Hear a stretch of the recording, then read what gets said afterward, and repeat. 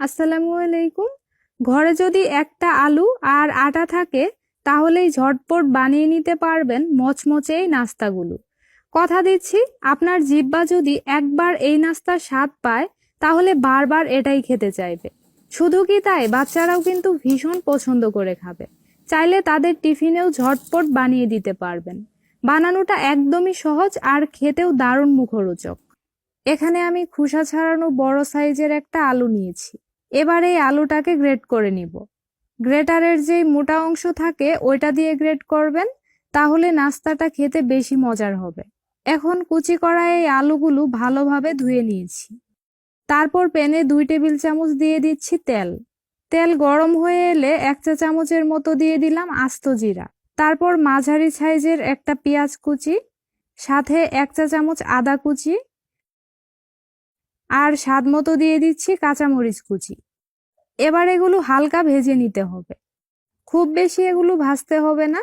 যখন কাঁচা গন্ধ চলে গিয়ে সুন্দর ঘ্রাণ বের হয়েছে, তখনই এতে ধুয়ে রাখা আলু কুচিগুলো দিয়ে দিচ্ছি।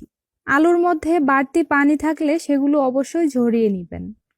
আচ্ছা, এবার এতে দিয়ে দিব 1/2 চা চামচ হলুদের গুঁড়া, স্বাদ মতো মরিচের গুঁড়া, 1/2 চা চামচ পরিমাণ ধনিয়ার গুঁড়া, তারপর প্রায় 1 চা চামচ পরিমাণ দিয়ে দিচ্ছি ভাজা জিরার গুঁড়া, সাথে 1/2 চা চামচ গরম মশলার গুঁড়া, আর স্বাদ মতো দিয়েছি লবণ।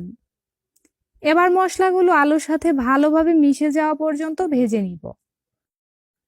এখানে আমাদেরকে আলুগুলো সিদ্ধ করে ফেলা যাবে না, 1 থেকে 2 মিনিটের মতো ভেজে নিলেই চলবে। আমার এটা ভাজা হয়ে গেছে। এবার এতে 1 কাপ পানি দিয়ে দিচ্ছি। তারপর যখন পানিটুকু ফুটতে শুরু করেছে ওই পর্যায়ে এতে 1 কাপ দিয়ে দিচ্ছি আটা। আটা দিয়ে সাথে সাথে নেড়ে মিশাতে হবে। এই সময় চুলার আঁচটা একদম লো হিটে রাখবেন, না হলে নিচে লেগে পুড়ে যাবে।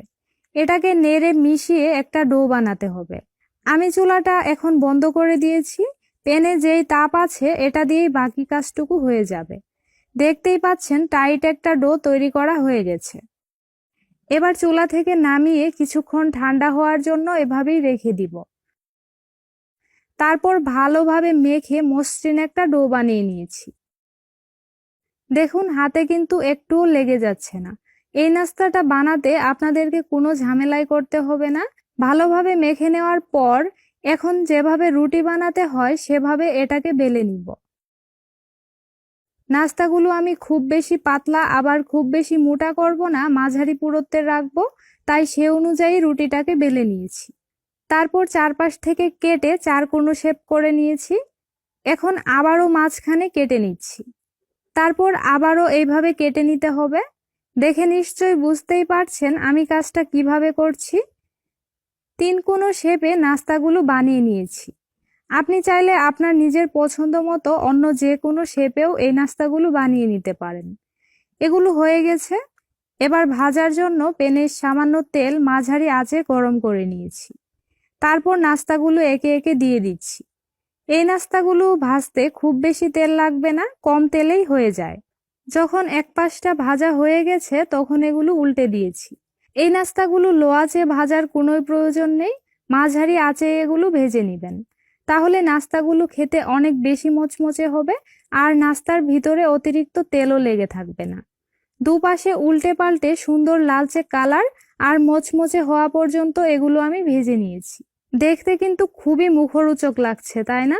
আর এই নাস্তাটা খেতেও কিন্তু অনেক বেশি মজার। বাচ্চা থেকে বড় সবাই খুব পছন্দ করবে। তাছাড়া চাইলে আপনি ঝটপট বানিয়ে বাচ্চাদের টিফিনেও দিতে পারেন। বাইরের দিকটা মচমচে আর ভিতরটা হয়েছে হালকা সফট। আশা করি আজকের রেসিপিটা আপনাদের কাছে অনেক ভালো লেগেছে।